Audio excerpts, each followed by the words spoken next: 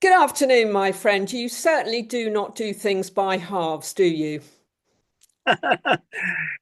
Bull in a china shop is another way people describe me, but that I like that. That works for me. So, we are talking today on what must be one of the most exciting days in the SUP history of the UK. And I can say that with authority.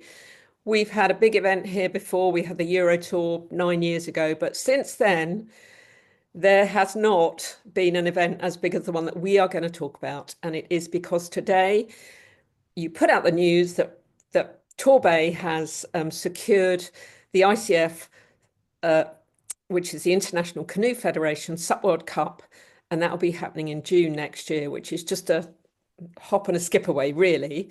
So I know, Brendon, really. suddenly the fears Yeah. hit.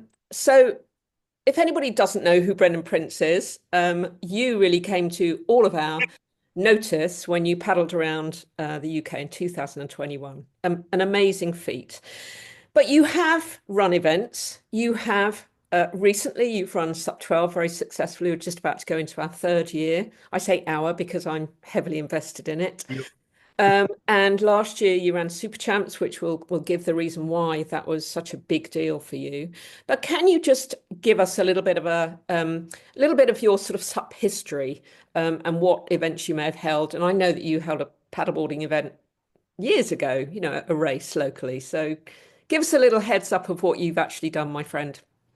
well, I've had a life on the water, and I think whenever you've had a life on the water, you're always searching for that next thing which embraces the water in another way.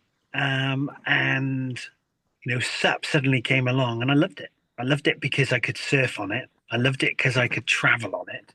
I could go places on a SUP. I loved that. To be able to power into your own steam, and that really sort of fitted in with my water lifestyle. And as you know, all my background with the water safety and what I'm trying to promote there. So, paddle around the UK just seemed a very obvious thing just to do. But it's given me the platform to move on from that, use that. But obviously, my own paddling, I still enjoy 3 or 4 hours a day paddling.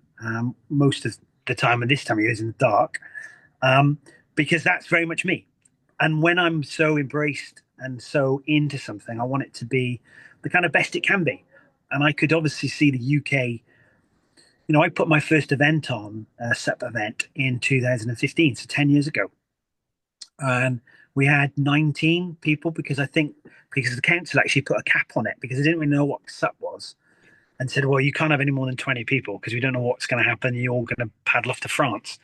So, that's a long time ago. And you can see real potential. And the fact that the stats show that we've got 600,000 odd recreational paddlers loving the sport, or rather loving the activity. So let's get them to love the sport. And that's what this is all about. And you've got to see it to believe it and to make it happen in your own life.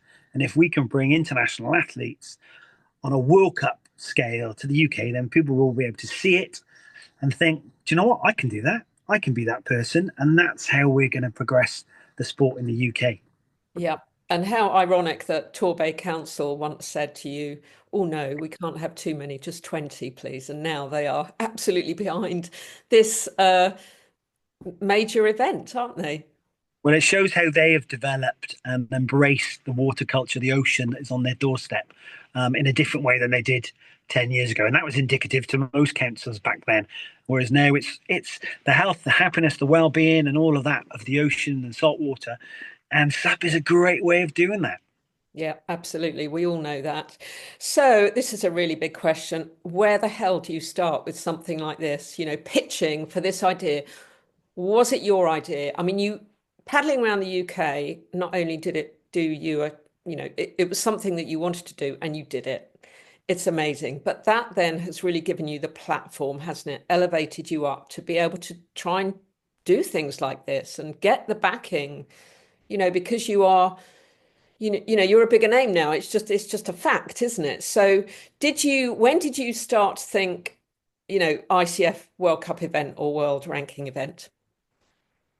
Well, I did a few events myself. You know, I'm not about racing personally, unless we do. I mean, I'd love to do a race around the UK, you know, that type of thing. That's my type of racing. Um, but I love racing. I'm a competitive soul, so I love embracing that, and I love the people that does do that type of thing as well. And you just it's a subculture, and you're getting involved in that, and that's all awesome. So I saw that, and I just thought. Then with a couple of races, and actually, I was on holiday and saw a race in France, and there were 500 people in it, and I just thought, what are we doing? What are we not doing in the UK to promote this? I'm very blessed with sponsors, and let's face it, the UK SUP scene is not really going to explode until external sponsors, so people who have nothing to do with the sport, are the sponsors. That's where the real money comes, and I've been blessed with those type of sponsors. So if I could get those back, and I thought, you know what, let's start prodding, let's start finding out, and obviously a new governing body in the likes of Paddle UK, we could start conversations about that. And there were some cul-de-sacs, there were some dead ends, there were lots of banging, and I do that really well. I bang my head against the wall really well until doors seem to open. And some people think it's a bullet time shot. I just think I'm just passionate, and I don't mind people saying no to me as long as they've got a reason for saying no. So if they just say no, I don't accept it, and I keep banging my head. So that was 18 months ago where I said, not only do I think we need to do this, but I've got a great location for you to do it in. Yeah. And that was embraced, but I had to prove all of that. I had to prove that. And, I, not being a big name in the world of racing, I obviously started to ask people who were if they could support and help. And I must admit, a lot of that was a bit negative, really. So I had to just do it myself.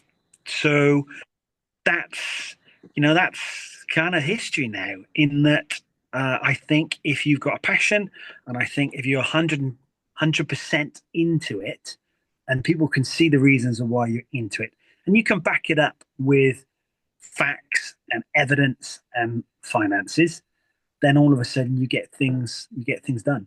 Yeah. And Paddle UK, I mean, they've had a little bit of an up and down um, sort of checkered history in their short history of being the national governing body. They're not everybody's cup of tea, but they are really trying their best. They've really tried their best with me. I think they've been very good. They've got a tough gig, and you battling a little bit with them.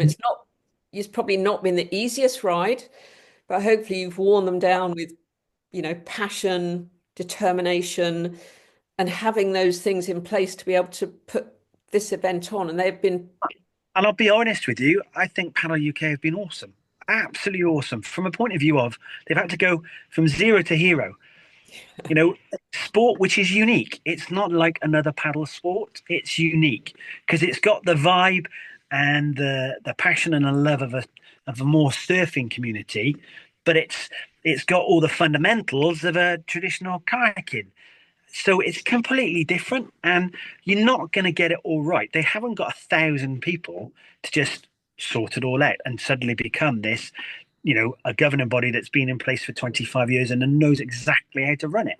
So I am full of praise of them. They are absolutely trying to get as much right, but they're going to leave huge holes in different areas until they fill those gaps and they get it all done.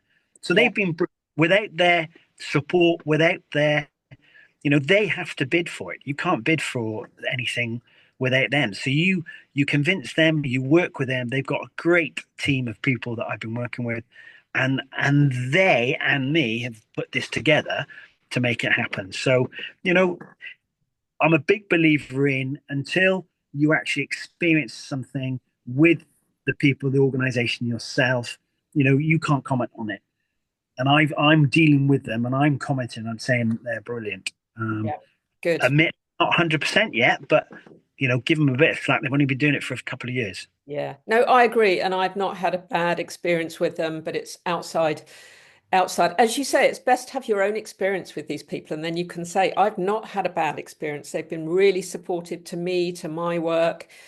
asking what they can do, and explaining why they can't do certain things. I think they've been great. And for this, for this particular thing that we're talking about, all hail Paddle UK, really, because without them, this would not have happened, would it? Not at all. Not at all. Yeah. So it's a World Cup event. There are world ranking events. So in this year, in a few weeks' time, we've got Camacchio, Italy, where I went last year, and the lovely Simone from there, Delta Sup. He has immediately told me he's coming to Torbay next year. So Amazing. he is wonderful, a wonderful, wonderful person. I've also had an international athlete who travels the world message me and said, "Where's the nearest airport, please?" And that's really exciting. Within just a few hours, you've got people who are sort of pledging their support and wanting to come over. Are you going to be watching these events this year and looking at them and following them just to get some thoughts, ideas? Is your event, is it set in stone? How does that work? Do you know what? Very much so. It's all about embracing what everyone else does really well, and obviously up in the game on it. And one thing that really works for the English Riviera is our location. It's an internationally renowned geopark. So from the water, it's truly stunning, Mm. and it has amazing back beach. Now it has history. It has real history from the Victorians exploiting it, and it was the coastal destination in the UK. Now, obviously, it's had a checkered history since then, and not everyone understands the new era that is the English Riviera and Torbay. And it's what I'm trying to do with destination development is put that new era in, and holding an international event like this really does help with that. And it's a location because of its geography and setting. It's placid water most of the time. It's staged to be able to stage a sprint event, the sprint events in the harbours to offer what I want to create is an absolute arena. Is going to be special, and there's some major development, costing millions of pounds within harbour developments within the English Riviera to support and do that. Plus, then the technical event on a beach that is sheltered but can have a little bit of a wave, and then a distance event, which I categorically say within that distance event, we haven't decided on the actual distance yet, but let's say it's something between an hour's race, so 10, 12, 13K sort of distance. There's not many places on planet Earth that you can take some of the geography and actually what you can see because we're a geopark, one of only 140 in the world. Um, it's truly special. It's truly special. And I am a champion for that because it needs to be just as much fun for the athlete as it has to be for the spectator and the layperson who just wants to watch and everybody in between. Yeah, it's a great spectator spot, that's for sure. I mean, I love it. It's fast becoming my second home, which was Barry in Wales, but there's a bit of a battle between those at the moment. Locations of ICF events. Now, this is interesting, isn't it? Because people might go, well, what's so special about Torbay? Every ICF event, someone's got a bit of a problem with it. So in Poland, oh, it's all too rough. It's rough water. Sarasota, oh, it's a bit flat here. Why are we doing it on flat water? So no one size area, body of water fits everybody, does it?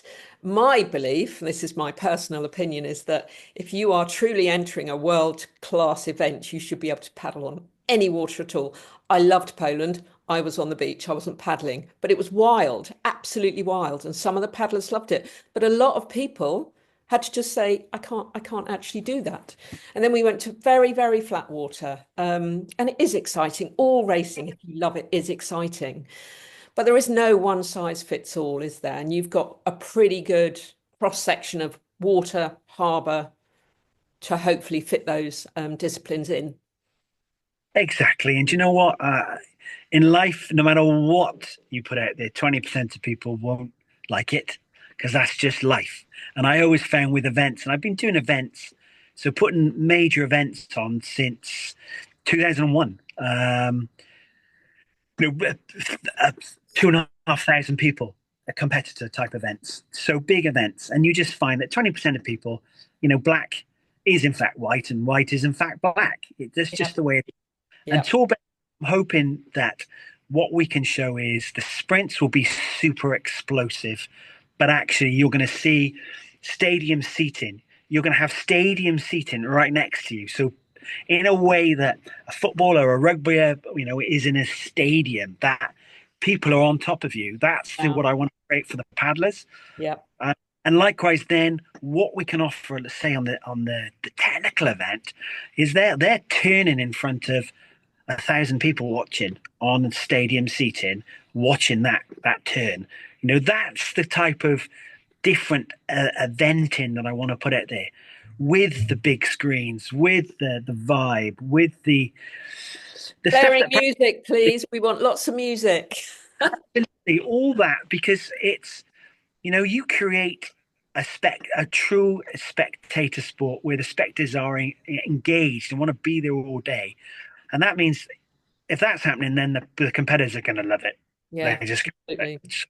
and it goes full circle then, because the sponsors love it and the people paying the checks love it. So Yeah. that's all about, and that takes a lot of planning. It takes a lot of teams to get it done. But this event it's £250,000 stage. It's and then some. So we got lots to do, lots to achieve, and I'm just super excited. And the fact that it was officially announced today, and I did a 4-hour planning meeting today on it, shows just how absolutely gun ho we want to be on this. Yeah. This is your life now, Brendan. So um we're hoping for as many paddlers as possible, hopefully a couple of hundred international paddlers. They will come. They're more likely to come if there's prize money. Now, all ICF events have prize money. Yeah, exactly Yep. that. We'll have prize money. We're going to have some real interesting stuff as well, because I want people to go, okay, that really works for me. And there are many different ways, especially from an athlete's point of view, that you can provide. You can make their life a lot easier with the season ahead with other things as well. Yep. I'm keeping that under my hat at the minute, but let's put it this way: if you're an athlete traveling the world, you need to travel, you need to stay places, and you need the right kit. Plus, you need money in your back pocket to be able to pay for stuff. So there are 4 different things there that we can help with that aren't just plain cash, because in 2025 cash is difficult. And Mm. I'm not we're not going to have some good cash prizes, but also there's going to be some other stuff that people are going to go, that is worth traveling and winning. Yeah, yeah, So bear with us on that, because we got some exciting stuff and some exciting sponsors who are excited about providing those things. yeah. So that's really important, because I think as an event that shows how we respect the people who are going to come to the event. And I want 200 people from around the world to come and really engage. The environment, we couldn't make it any easier for them, as in how easy it is to travel, to stay, and the options we'll give for people to be able to stay and look after the kit. And we're going to make that as easy as possible for them. So of course, if we get 200 of those, we're going to get 800 others come in. So we want 1,000 competitors to this event. I'm actually aiming at 1,200, so that we can definitely get that. Aim That high. exactly.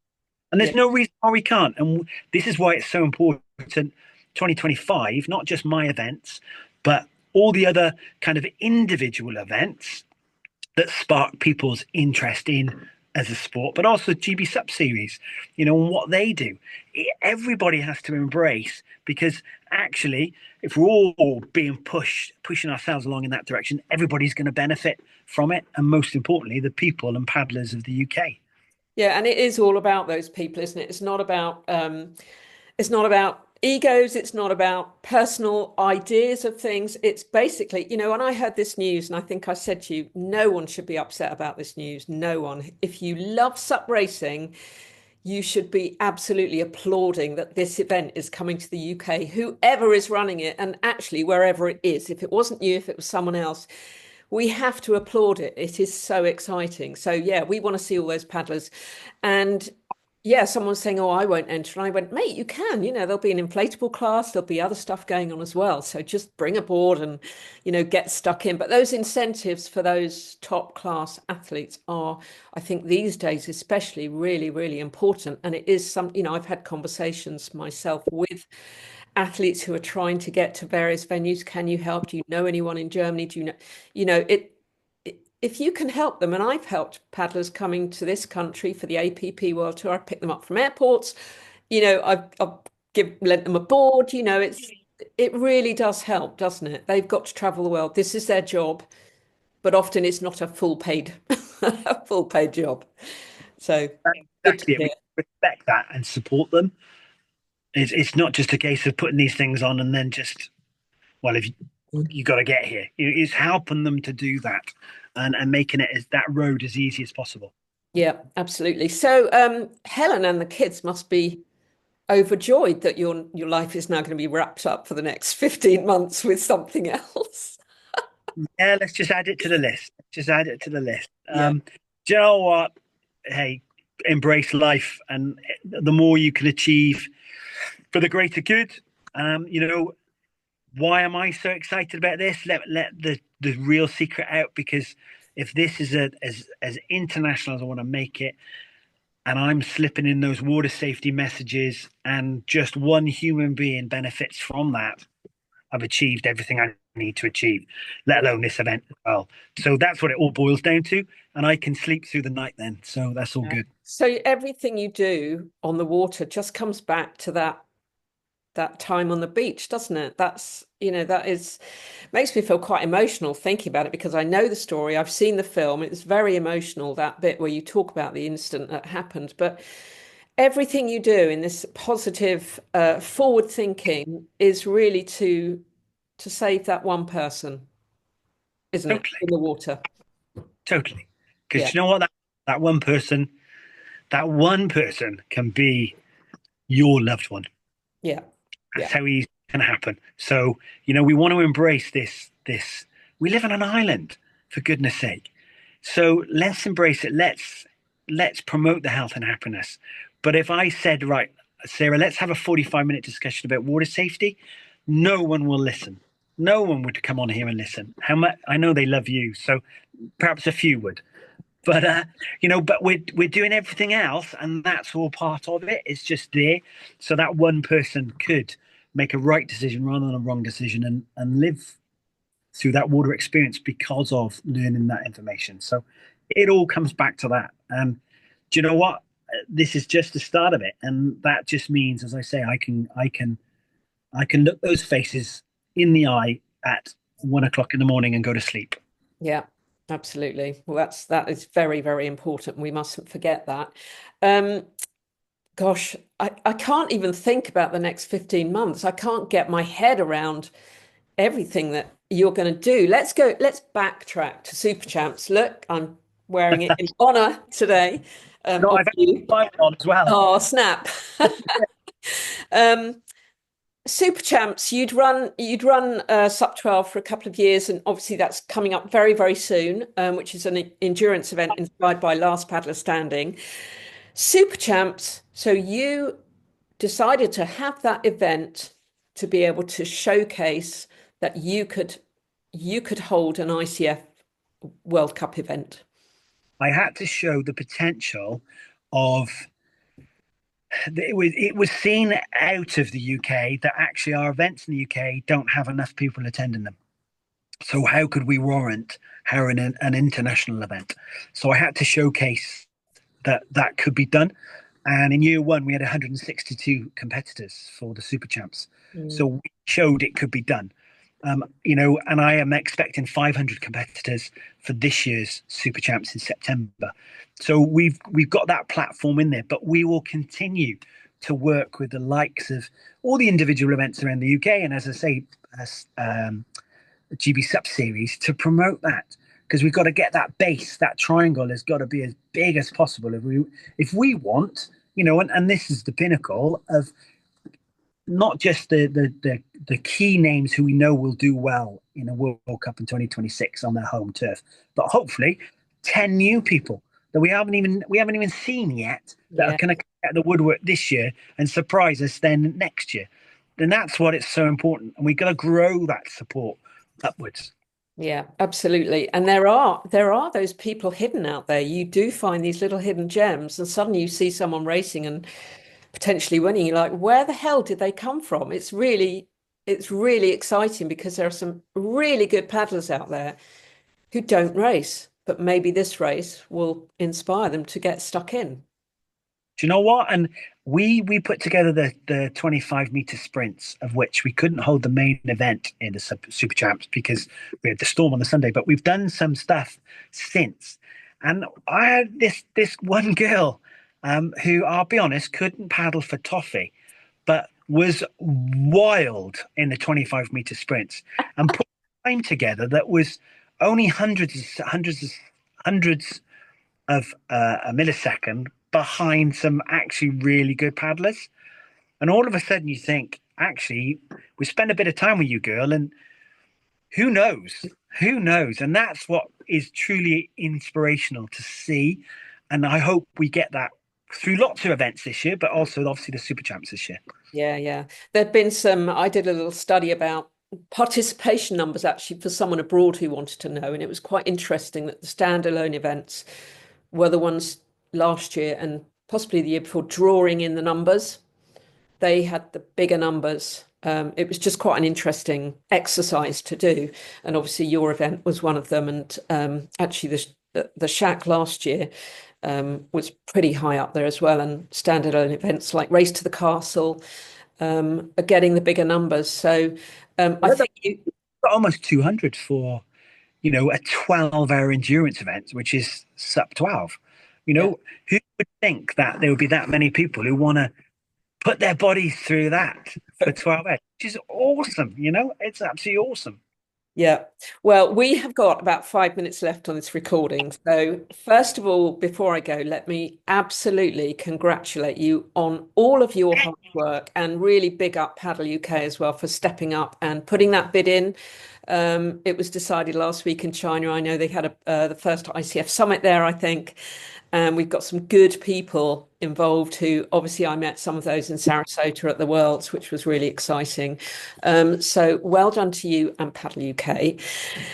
Oh, how do people get involved? I mean, is it going to be another new Facebook page and a Instagram and all that goes with Yeah, it? all that. You can link into? Yeah, all that will come. It's putting these sort of committees together to work out, because there needs to be teams on this, and collating those who want to get involved in any way, whether it be partnering and sponsoring a course on one end, through to supporting and volunteering on another end. So starting to put that together is important because we need a massive team effort on this. So yeah, just watch this space. I've put aside this week just for the amount of interviews I've got lined up. Um, and then next week we go full tilt into creating that. And so and I want people to experience the journey with us. I've never put a World Cup ICF event on before, so I'm going to be sharing those ups and downs as we go along for the next Yeah, 15, 16. brilliant. And you need any sponsors, anybody who's interested in getting involved in this event, however small, however big, contact Brendon Prince. Yes. Exactly that. And this is a huge vehicle for not just promoting our sport and the location that is in the English Riviera, but it's also about promoting businesses and brands. And if the more businesses and brands around our sport, within our sport, that we can help promote and get back on their feet, because everybody in the sport we know is struggling, really. They're not doing what they could be doing, and this sort of thing is where we can actually give back and help them to make that extra pound, and then everybody benefits from it. Yeah. Yeah. And something you said earlier, which really resonates. When I was trying to get a sponsorship for something, I was just thinking it doesn't need to be SUP brand. It needs to be the outside, outside of SUP, get oh, goodness knows anything. But you need those big, big companies, don't you? The good sponsorship comes from independent companies who are not actually involved in stand-up paddleboarding. That is absolutely spot on, because that's where the money is. But we need to bring that money into our sport, which then promotes our sport and brings our sport, gets more of those sort of people, those some companies to get involved because we got a cool sport, and brands love cool sports to be able to promote potentially their not so cool brand to make it cool. So Yeah. that's what it's all. Yeah. And we have, don't get me wrong, we have got some very, very good sponsorship from stand-up paddleboard companies. They're brilliant. But for that, the really big stuff, you need the big, big brands. So We're talking hundreds of thousands from yeah. sponsors. That's where we're looking out because we got awesome guys and girls who have been so supportive of so much in the last, keeping our events going through them. So that's awesome. But we're now looking to do that as well and support that. But we need the big injections coming in as well. Yeah, absolutely. And you've got your first board butler. Mr. Carl Hobbs has put his hand straight up and said he will be there as a board butler. He's such a I love that guy. legend. I love that guy. And Carl, I think epitomizes so many in the sport who, I can't perhaps compete, but I'm there. I'm going to make it happen for everyone else, and that's just awesome. Yeah, and he did compete for a very long time and he was bloody good, actually, very fast. So, Brendan, thank you so much for your time because I know that you're a very busy man. So I really had to tie you down immediately because you're going to be lost now. Well, But I really appreciate your time and I appreciate everything you do for stand-up paddleboard racing. So thank you so much. God bless, Sarah. Love you. Have Take a care. great have a great week of meetings. Bye bye. Bye bye.